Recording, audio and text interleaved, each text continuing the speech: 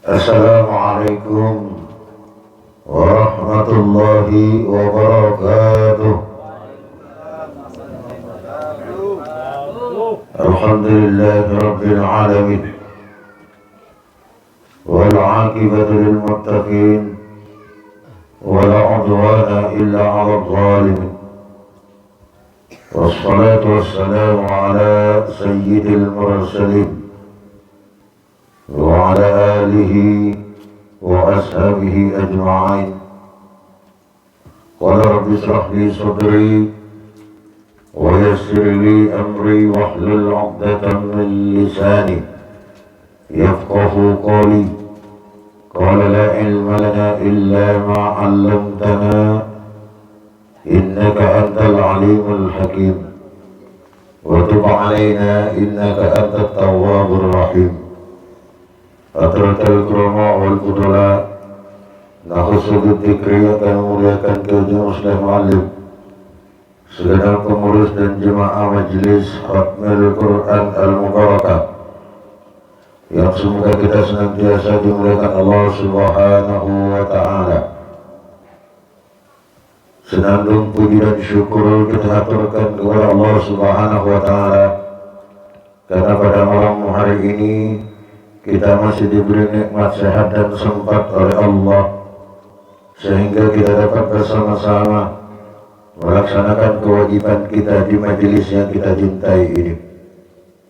Salawat dan salam semoga tetap terlimpah curahkan keharibaan junjungan kita Nabi besar, Nabi agung Muhammad Rasulullah sallallahu alaihi wasallam beserta para keluarga serta pengikutnya ila yaumil qiyamah.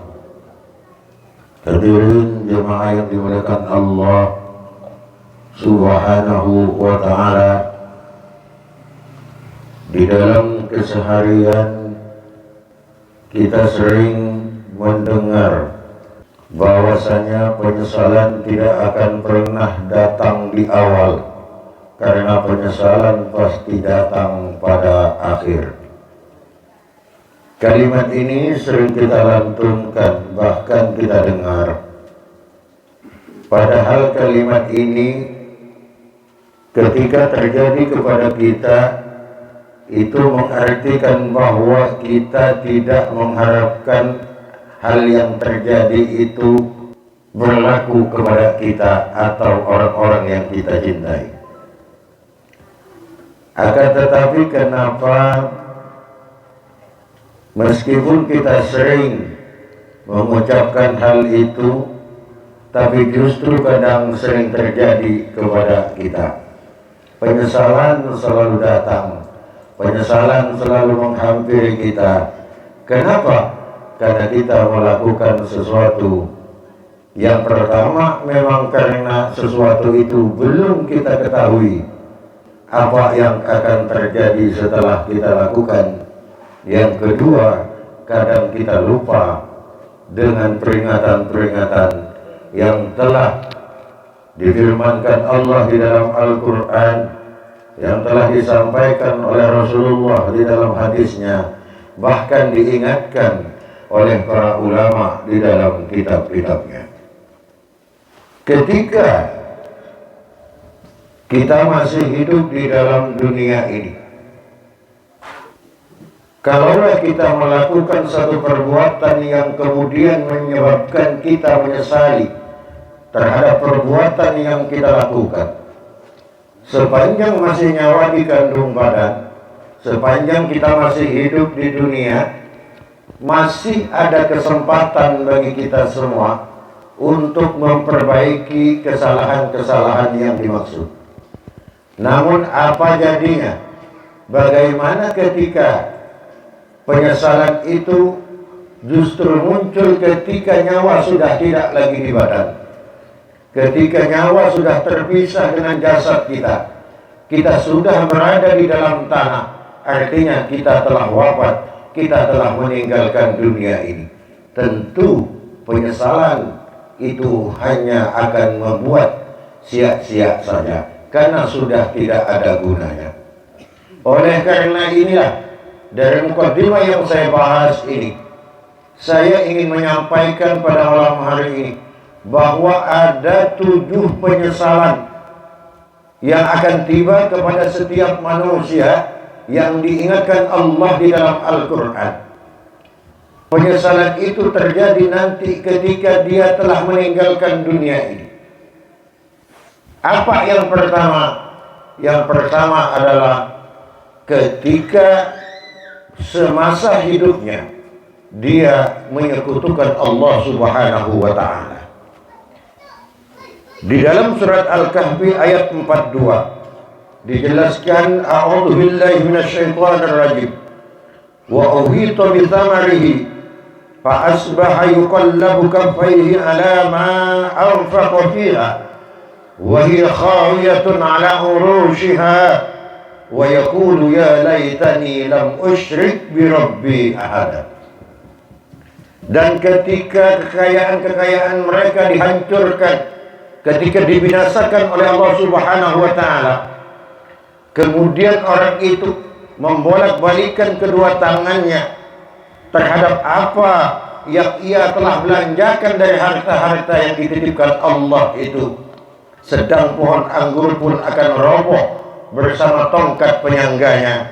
Kemudian ia berkata, betapa menyesalnya aku sekiranya dulu aku tidak mempersekutukan Tuhanku dengan sesuatu apapun. Artinya apa?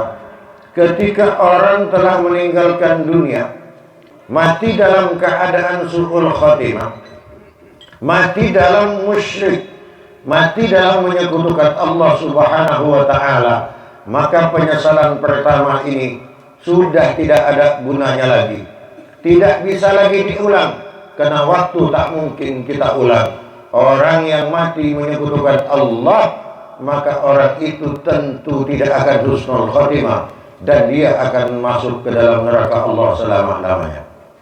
Oleh karenanya Allah dan Rasulnya telah mewanti-wanti, mengingatkan kita semua untuk kita selalu memperbaharui keimanan kita di dalam sehari semalam. Oleh karenanya Allah dan Rasulnya telah mengingatkan kepada kita untuk hati-hati. Jangan sampai mulut ini, jangan sampai panca indera ini, jangan sampai hati ini menyekutukan Allah Subhanahu wa ta'ala, karena dikhawatirkan ketika kita sedang syirik kepada Allah, kemudian Allah menjemput nyawa kita. Na'udzubillah. Mudah-mudahan kita semua dijaga oleh Allah Subhanahu wa ta'ala untuk mati dalam keadaan beriman kepada Allah Subhanahu wa ta'ala. Amin ya rabbal alamin. Yang kedua, penyesalan yang akan terjadi kepada manusia yang telah mati dan meninggalkan dunia ini adalah karena ia tidak bisa taat kepada Allah dan Rasulnya. Taat kepada Allah dan Rasul adalah satu hal yang mutlak, satu hal yang qat'i, satu hal yang tak bisa ditawar-tawar. Ketika Anda cinta kepada Allah, taat kepada Allah, maka wajib taat dan cinta kepada Rasulnya. Percuma Anda taat dan cinta kepada Rasulnya ketika Anda tidak taat kepada Allah Subhanahu wa ta'ala. Di dalam surat Al-Ahzab ayat 66, Allah Subhanahu wa ta'ala berfirman, yauma tuqallabu wujuhuhum fin nar yaquluna ya laitana ata'na Allah wa ata'na Rasul. Pada hari ketika wajah mereka dibolak-balikkan di dalam neraka, mereka berkata, wahai sekiranya dahulu kami taat kepada Allah dan taat kepada Rasulnya. Begitu banyak, baik dari umat terdahulu sampai umat hari ini, umat terdahulu, bahkan banyak dari umat-umat yang ketika diutus oleh Allah Nabi dan Rasul kepadanya, kemudian dia menentang terhadap ajaran Nabi dan Rasul tersebut. Bahkan tidak sedikit dari Nabi dan Rasul itu justru dibunuh oleh kaum-kaum terdahulu. yang menjadikan contoh tauladan kepada kita hari ini, yang harus menjadi pelajaran kepada kita hari ini, bahwa yang menentang Allah dan Rasulnya itu semuanya akan menjadi umat yang celaka, seperti yang terjadi kepada kaum Bani Israel yang dijelaskan Allah di dalam Al-Quran. Maka taat kepada Allah adalah sesuatu yang mutlak yang harus kita lakukan.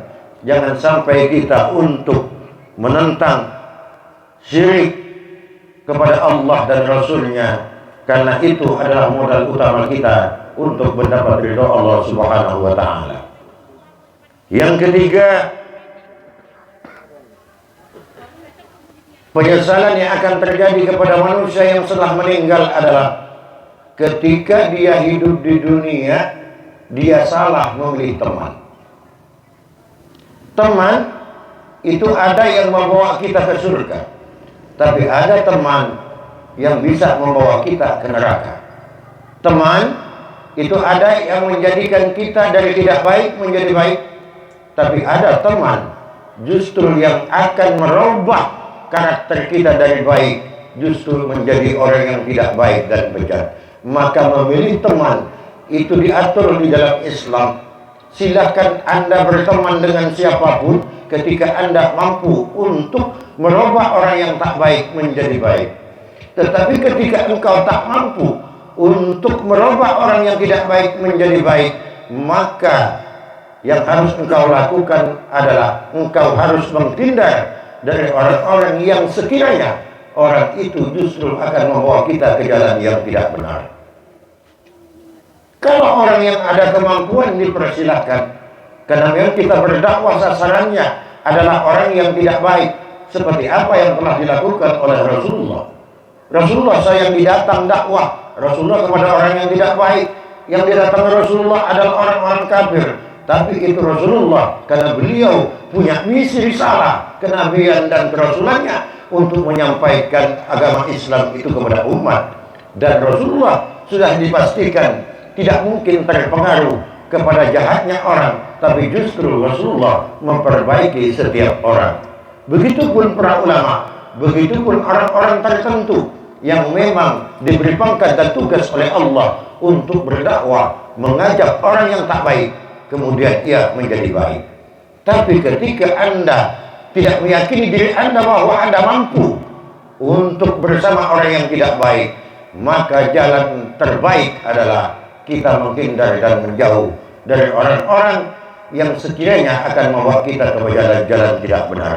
Hal ini dijelaskan oleh Allah di dalam surat Al-Furqan ayat 28-29. Ya wailata laitani lam attakhid fulanan khalila laqad adallani 'anil dzikri ba'da ijja'ani wa kana asy-syaitanu lil insani khadula. Wahai celakalah aku sekiranya dahulu tidak menjadikan si fulan itu teman akrabku. Sungguh dia telah menyesatkan aku dari peringatan Al-Quran ketika Al-Quran itu telah datang kepadaku. Dan setan memang menjadi pengkhianat terhadap manusia. Maka menghindari teman yang tidak baik itu adalah hal yang mutlak bagi kita, kalau memang kita tidak ingin ketika kita meninggalkan dunia nanti kita tidak menyesali terhadap apa yang telah kita lakukan itu. Kita lihat hari ini banyak orang yang baik justru karena salah di dalam pergaulan.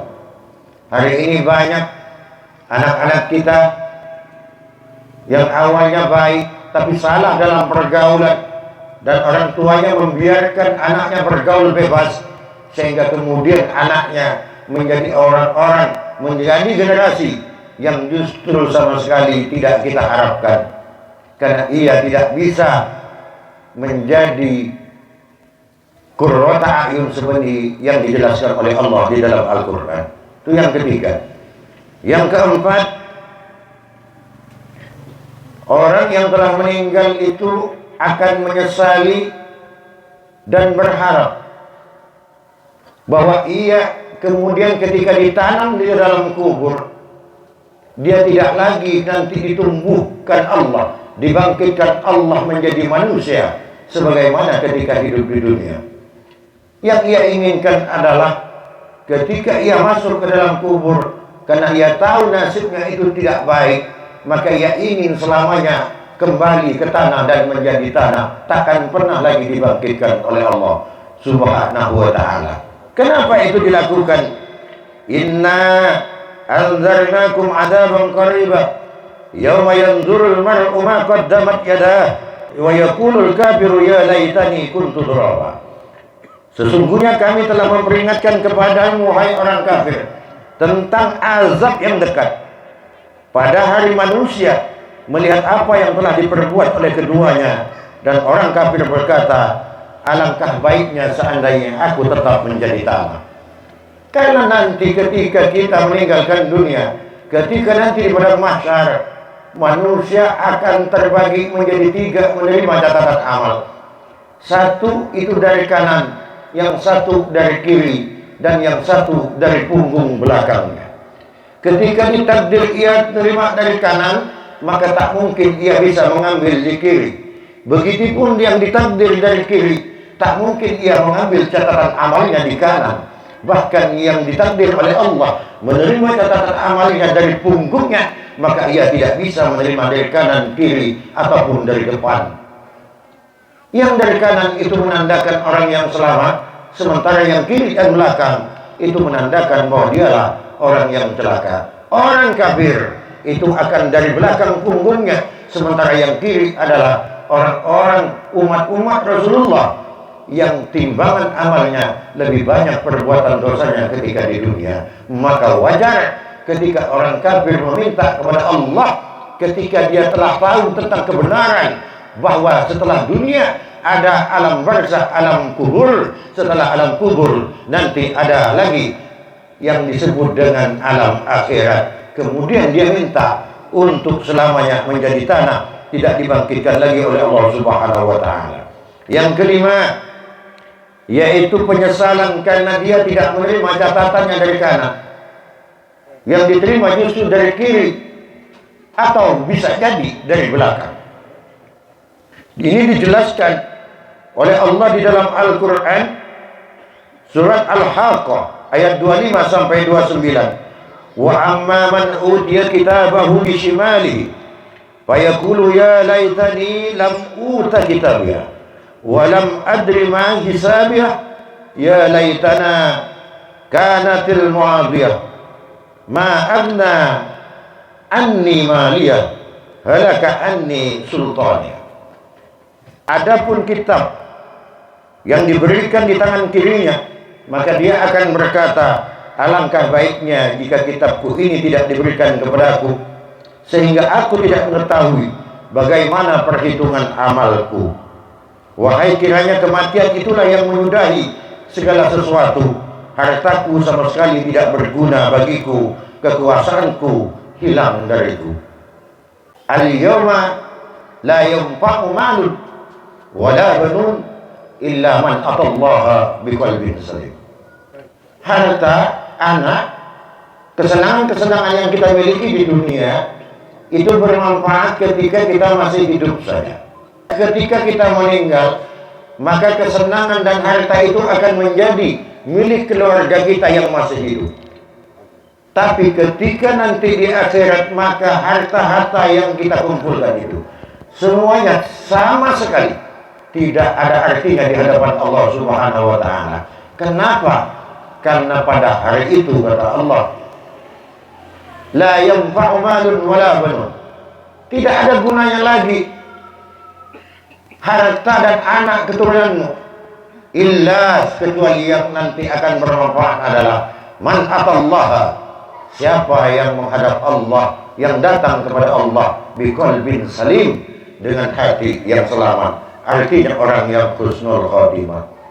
Dikisahkan di dalam kitab Daqaiqul Ahbar bahwasanya orang yang dikasih catatan amal dari kiri dan dari punggungnya, nanti dia akan berusaha menghindari itu. Sedangkan Allah itu maha adil. Setelah diserahkan kitab itu, kemudian apa kata Allah? Periksa dulu kitab-kitab yang aku serahkan ini.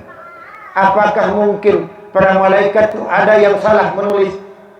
bahwa apa yang ada di catatan kitabmu itu adalah sesuatu yang tak pernah kau lakukan di dunia, sekarang kau sanggah, kata Allah. Kalau memang ada dari malaikat yang mencatat itu keliru, kata Allah. Apa jawab setiap kita nanti di hadapan Allah? Tidak, ya Allah, ini memang adalah perbuatan yang aku lakukan ketika hidup di dunia. Karena memang tidak ada perbuatan apapun yang kita lakukan itu yang akan terlepas dari catatan malaikat, nanti dipertanggungjawabkan di hadapan Allah Subhanahu wa ta'ala.